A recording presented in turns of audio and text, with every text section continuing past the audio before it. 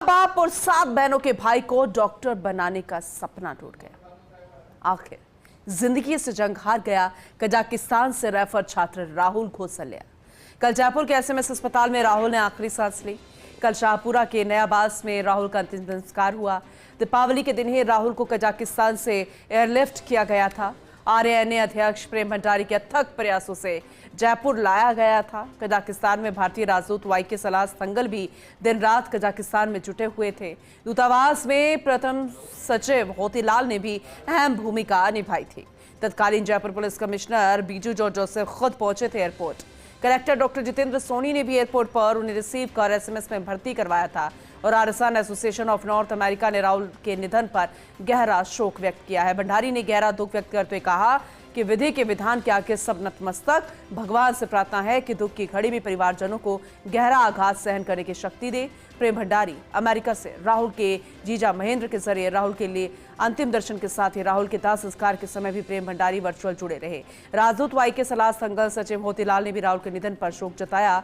Kazakhstan से MBBS कर रहे भारतीय छात्रों ने भी राहुल के निधन पर गहरा दुख व्यक्त किया है। दरअसल बुजुर्ग माता पिता और 7 बड़ी बहनों ने राहुल को डॉक्टर बनाने का सपना देखा था। कजाकिस्तान गया था राहुल। अस्ताना शहर में स्थित कारगंदा मेडिकल कॉलेज में उनका एडमिशन हुआ था। 8 अक्टूबर मेडिकल कॉलेज की लाइब्रेरी में पढ़ते समय ब्रेन हैमरेज हो गया था, लेकिन बेहद दुखद अब राहुल हमारे बीच में नहीं है।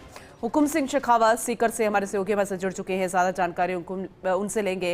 हुकुम, क्योंकि वाकई में बेहद दुखद ये घटना घटी, क्योंकि उम्मीद जगी थी कि एक बार फिर से राहुल के परिवार में उजियाला आएगा। दीपावली के दिन आ गया था देश, लेकिन अफसोस अब वो हमारे बीच में नहीं है।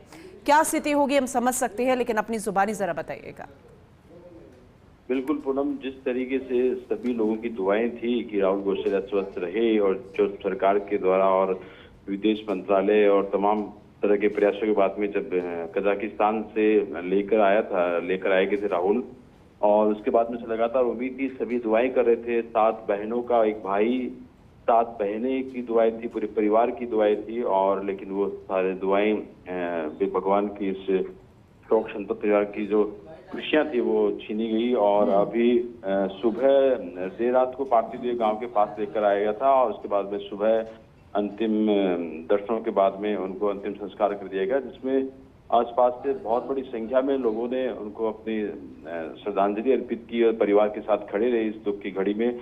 उनके जो फादर साहब है वो पैरालिसिस है, उनको वो बोल नहीं पा रहे थे, लेकिन उनके आंखों में वो दर्द, उनके सीने में वो दर्द था कि जिस बेटे को फरवरी में बेटा वापस एमबीबीएस कंप्लीट कर वापस भारत आने वाला था, जिसकी लास्ट सेमेस्टर था, और इसी बीच में ब्रेन हैमरेज से वो जूझता हुआ और इस तरीके से वो भारतवर्ष आया। और भारत में आने के बाद में जब घर पहुंचा तो वो संसार में नहीं था। एक पिता का दर्द था, अपनी 7 बहनों का दर्द था। सब लोग आज की इस दुख की घड़ी में उस परिवार के साथ थे, लेकिन राहुल हमारे बीच में नहीं था। और बहुत ही गमगीन माहौल इस परिवार के लिए, जो शाहपुरा के नयाबास में घोसलिया की ढाणी है, वहाँ का ये तो दृश्य था। सभी आंखें नम थी और सब इस परिवार के साथ में खड़े थे, लेकिन राहुल हमारे बीच में नहीं था। जी पूनम। बिल्कुल बिल्कुल हम समझ सकते हैं, लेकिन परिवार पर क्या बीत रही होगी उससे उस दुख का हम अंदाजा नहीं लगा सकते। फिलहाल बहुत शुक्रिया हुकुम ये जानकारी देने के लिए।